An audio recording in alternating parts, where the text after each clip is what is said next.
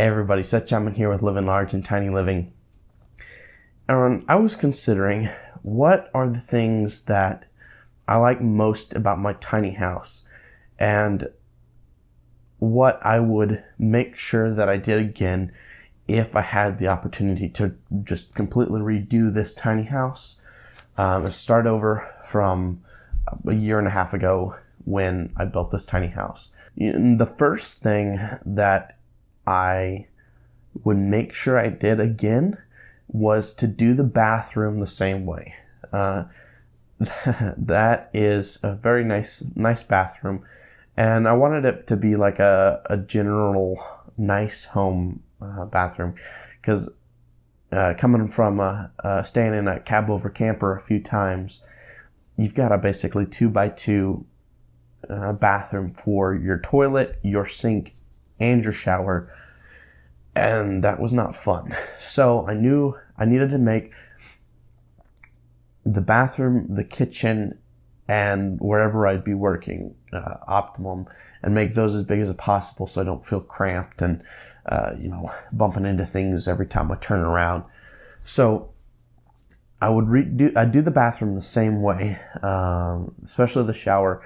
I found the design kind of something sort of similar online, and had to recreate it and change a few things to make it work, and change a few things that I thought would make it look better as well. The kitchen as well, I really like just the general space in the kitchen, and again, the cab over camper thing, that kitchen was tiny and two people couldn't walk by each other at the same time. You had to person had to sit down at the table, and one person could walk by, and that was awful. So I made sure that I gave myself enough room that two people could easily walk by, and if you had the ladder up, then you can walk by the ladder easily as well. So those are the two things that kind of topped my list, just because those were some of the things that I most particularly wanted when I built the tiny house. Now, some of the other things that were also definitely things that I would do again if I could redo this tiny house would be keeping the loft. I would keep some form of the loft. Now, I might add stairs instead of the ladder, or, maybe, find something else to do with the loft. But I would keep the loft set up as it is. Same goes for the half loft kind of thing that's built up on the gooseneck trailer behind me. That was... Now, so the story behind why I picked the gooseneck trailer was because I initially wanted a bumper pull, because in my mind that's what a tiny house is, a bumper pull trailer. But I saw another gooseneck trailer that was just like this one, and I realized how much room the gooseneck added, and so there was just no way that I was going to go with a bumper pull when I could get that extra 6 or so feet without having to make it a longer trailer. So I would definitely do that again, because it's so worth having that extra 6 feet, in my opinion. Now, you're probably hearing 6 feet, and if you haven't been in a tiny house before, you're probably thinking 6 feet, what is that supposed to do? But in a 26-foot long trailer, that's a huge difference, especially if you're considering that against a bumper pull. It's definitely a huge difference if you're considering bumper pull at like 24 foot or 20 foot, something like that. So I'd make sure I did that again. The two other things that I would make sure I did again, and are really nice additions.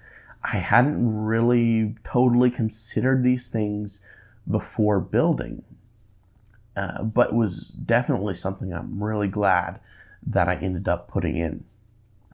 The first one is the water heater. Now that sounds kind of funny, but this water heater is a tankless water heater. With the tankless hot water heater, I don't have to worry about that running out of that hot water because it's heating it up as it comes through the water heater. But another good aspect of this particular water heater is that when it's running, it won't use 100% of the propane and the heat that it can produce. Now, some water heaters are basically on and off. So when it's heating the water, it's running 100%, and then it'll shut off for a second, and then run 100%, shut off, run 100%. And that wastes quite a bit of energy. So if you don't need but a little bit of heat to heat up the water, it can run at, say, 25% or 50%. So that saves me a lot on the propane. And the final thing that, this is kind of a thing that it kind of came out of a sort of just a necessity. So I was trying to figure out how to get the loft light switch to work, because I wanted to put it at the head of the bed so it would be easy to switch on and off as you wake up. But then if I forgot to turn it off, how am I supposed to get downstairs? Or when I'm downstairs, how am I supposed to turn it off? So that posed a little bit of a problem, and the solution was smart switches. So I put smart switches on all of the lights, and that way I can control them via the smart hub, and then that way I can turn off the lights from wherever and not have to climb up into the loft.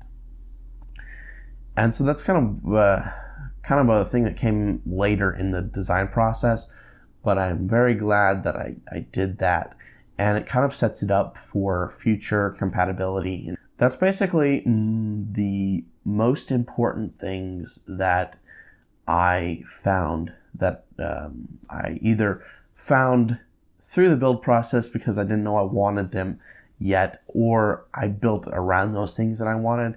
So those are the top 6 things. But that's about it for now. So if you want to stay up to date with any other future videos, you can hit like and subscribe.